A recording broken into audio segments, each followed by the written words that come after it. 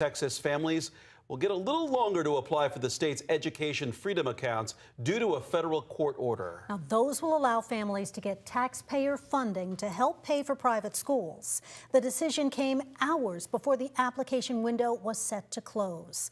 All right, let's back up and explain how we got here. The state accepted 2,200 schools into the program, but excluded Muslim ones. So 4 Muslim parents and 3 private schools sued the state.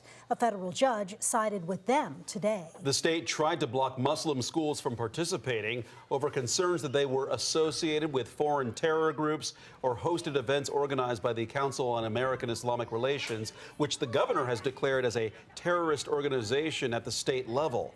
KVUE's Daniel Perot has been following these late-breaking developments on this story and joins us now in the studio with the latest on that. Daniel. Texas families will have at least another 2 weeks to apply for the program. A federal judge in Houston ruled that the Texas Comptroller's Office, which is the people who are administering the program, has to allow 2 Islamic schools in the Houston area to apply and give them a registration link within 24 hours. Before this ruling came down, there was a surge of applications in what Texans thought would be the final hours to apply.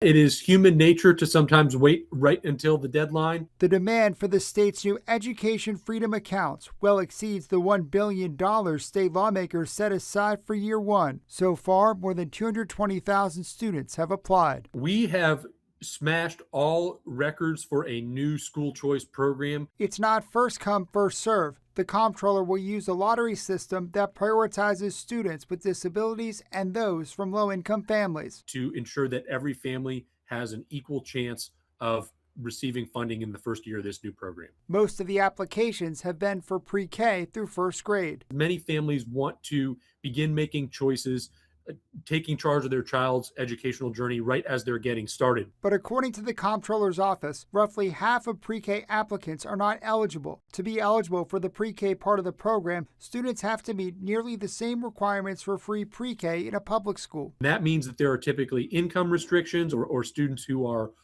working on learning English. There are specific qualifications that students must meet. It's a different story for K through 12 students. It's well over 9 out of 10 students are found eligible. There's also been some confusion for families of children with disabilities. They need to get a special education evaluation from a public school in order to qualify. Some say they've not been able to. We have given families alternate methods to document their child's disability, whether that's a form signed by a doctor or whether that's a older or out-of-state IEP. The comptroller's office says families of students with disabilities should still apply. We would rather have you get your application in, and then we'll work on performing the verifications we need to and following up.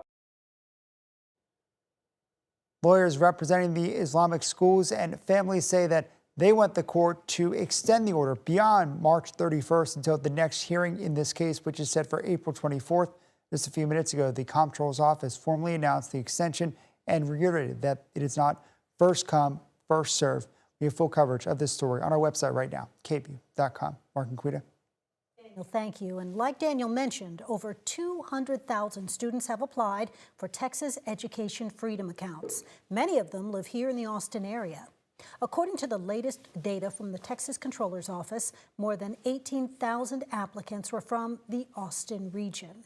Now, the 3 districts in our area that have the most students applying for Texas education freedom accounts are Austin ISD with a little under 3,800 students, about 2,100 at Leander ISD, and about 1,800 Round Rock ISD students.